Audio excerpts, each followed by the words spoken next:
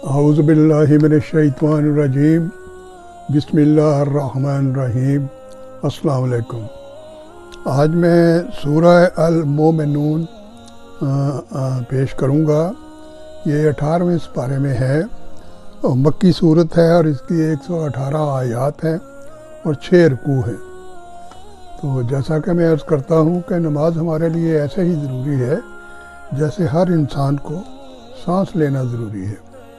تو اللہ تعالیٰ ہمیں سجدوں کی نعمت سے آشنا کرے، آمین۔ اس سورت کے ابتدا میں اللہ تعالیٰ نے وہ بنیادی صفات ذکر فرمائی ہیں جو مسلمانوں میں پائی جانی چاہیے۔ ایک حدیث میں حضرت عمر کے حوالہ سے حضرت صلی اللہ علیہ وسلم کا یہ ارشاد منقول فرمایا ہے کہ اس سورت کی پہلی 10 آیات میں جو باتیں بیان فرمائی گئی ہیں، اگر کوئی شخص وہ ساری باتیں اپنے اندر پیدا کر لے تو وہ سیدھا جنت میں جائے گا۔ اس لیے اس سورت کا نام مومنون ہے، یعنی وہ سورت جو یہ بیان کرتی ہے کہ مسلمانوں کو کیسا ہونا چاہیے۔ نسائی حدیث میں روایت ہے کہ ایک شخص نے حضرت عائشہ رضی اللہ عنہ سے پوچھا کہ حضرت صلی اللہ علیہ وسلم کے اخلاق و اوصاف کیسے تھے۔ اس کے جواب میں حضرت عائشہ رضی اللہ عنہا نے سورہ مومنون کی یہ 10 آیات تلاوت فرمائی کہ یہ حضرت صلی اللہ علیہ وسلم کے اوصاف تھے۔ حضرت نوح علیہ السلام سے لے کر حضرت عیسیٰ علیہ السلام تک بہت سے انبیاء کرام کے واقعات اس صورت میں دہرائے گئے ہیں۔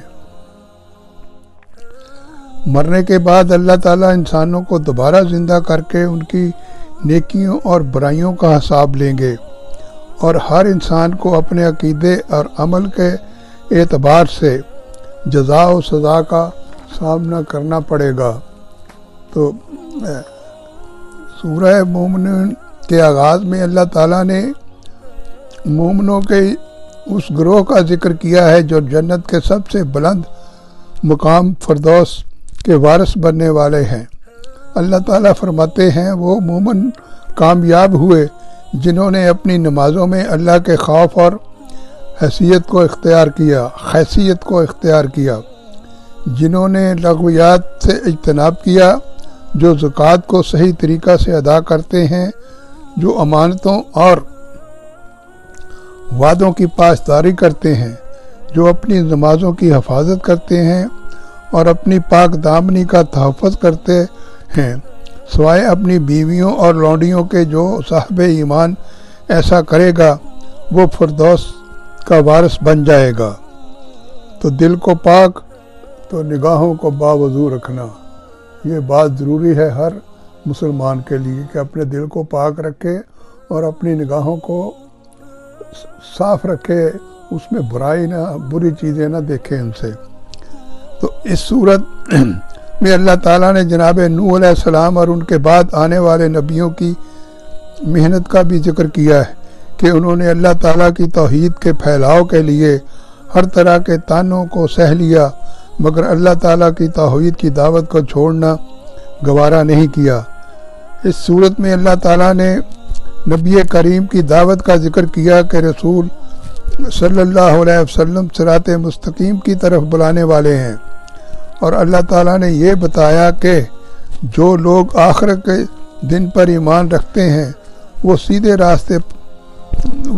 راستے سے جو لوگ آخرت کے دن پر ایمان نہیں رکھتے وہ سیدھے راستے سے بھٹکے ہوئے ہیں۔